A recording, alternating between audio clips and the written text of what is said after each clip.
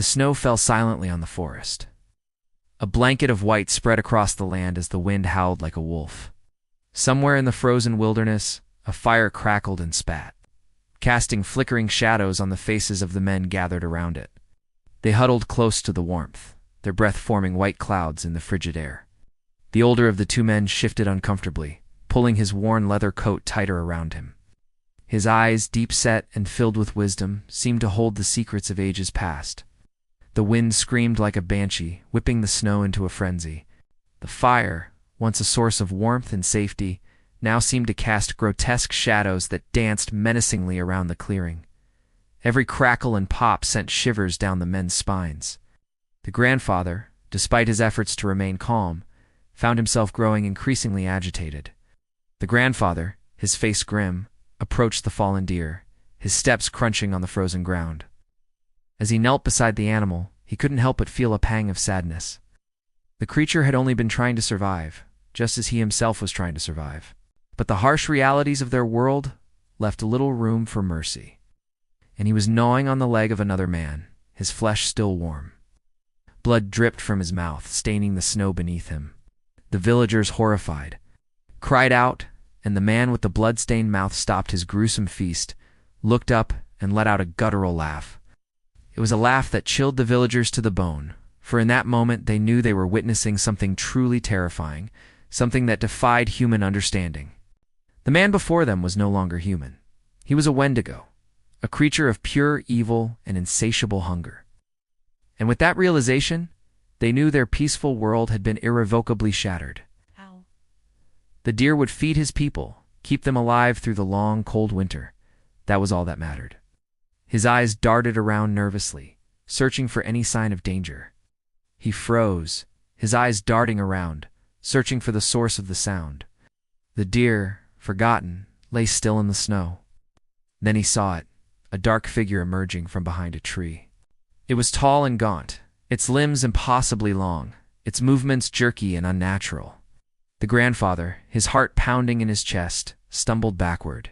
Fear, cold and sharp, pierced through him. He had seen enough of these creatures in the darkest days of winter. He recognized the telltale signs of their hunger, their insatiable hunger.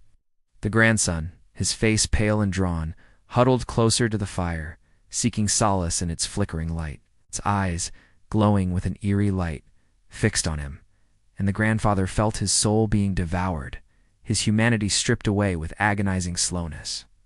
The Wendigo, sensing victory, let out a guttural growl, a sound that promised nothing but pain and torment.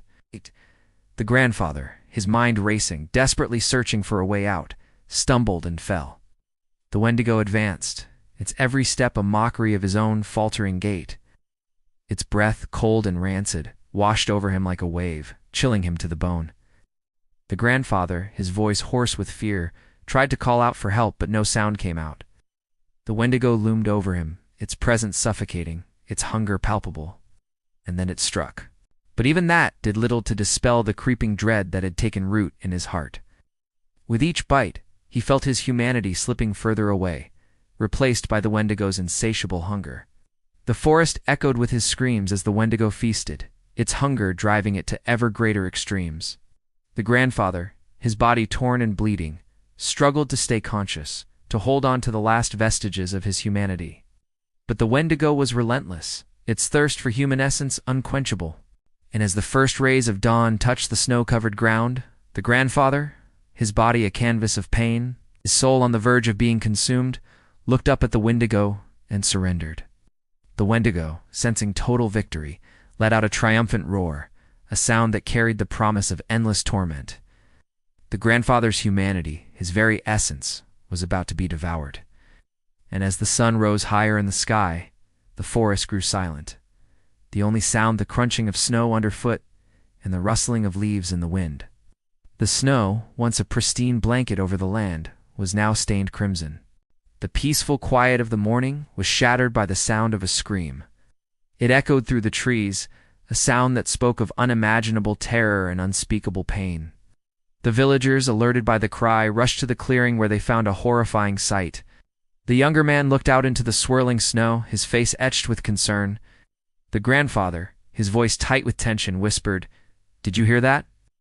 The grandson, his eyes wide with terror, could only shake his head, unable to speak. Another snap, closer this time. It was only a deer, a large buck caught in the storm. As he watched, it stumbled and fell, its legs tangling in the snow.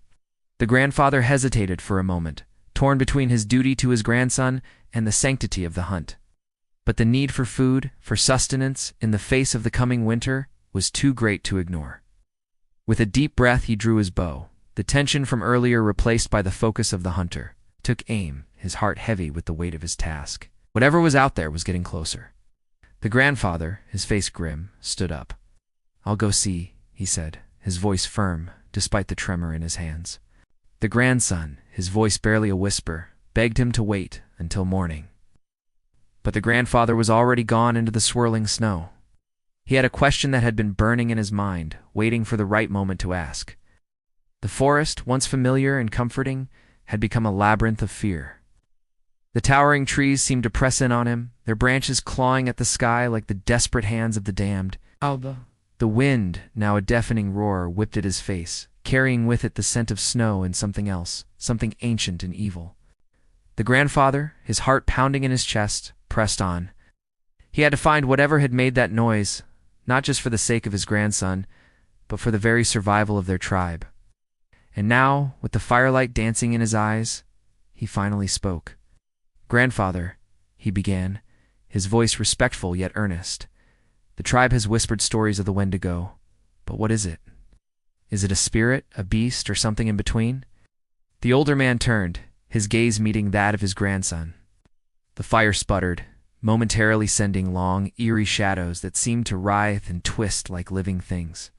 It was then that the older man noticed the change in his grandson's demeanor. His eyes were wide with fear, his face ashen. With a gentle hand, the older man placed a calming hand on the young man's shoulder. "Do not fear," he said, his voice steady and reassuring. "We are safe here. The Wendigo cannot reach us while we are strong and while our hearts remain pure." But even as he spoke, a sense of unease settled over him. He could feel the presence of the Wendigo in the howling wind, in the whispering trees, and in the very depths of his own being. For a moment he was lost in thought, the flames reflecting in his eyes like a pair of burning coals. Finally he spoke, his voice low and rumbling like distant thunder. "The Wendigos are spirits of winter, of hunger, and of despair," he began, his words echoing the howl of the wind. "They come when the snow falls thick and fast, when the cold seeps into your bones, and when hope dwindles with each passing day.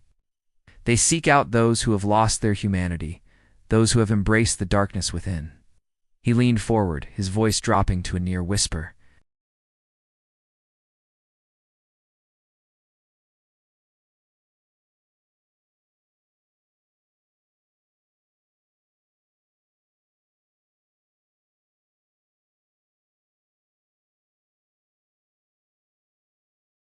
In the distance, a twig snapped. Both men froze, their heads turning in the direction of the sound. With each step he took into the swirling vortex of snow and wind, the grandfather felt a growing sense of dread. Suddenly, through the swirling snow, he saw it, a dark shape moving between the trees. Relief washed over him, and then he shot. The buck leapt into the air, its eyes wide with terror before crashing to the ground, its lifeblood staining the snow a deep crimson. But as the grandfather began to drag the deer back to the fire, he heard it again, the snapping twig. The creature took a step forward, and the grandfather knew he was facing a Wendigo. The grandfather cried out, clutching at the wound as the Wendigo tore into him, its sharp, cruel teeth ripping apart his flesh. There in the center of the clearing stood a man, his body emaciated, his eyes wide with terror,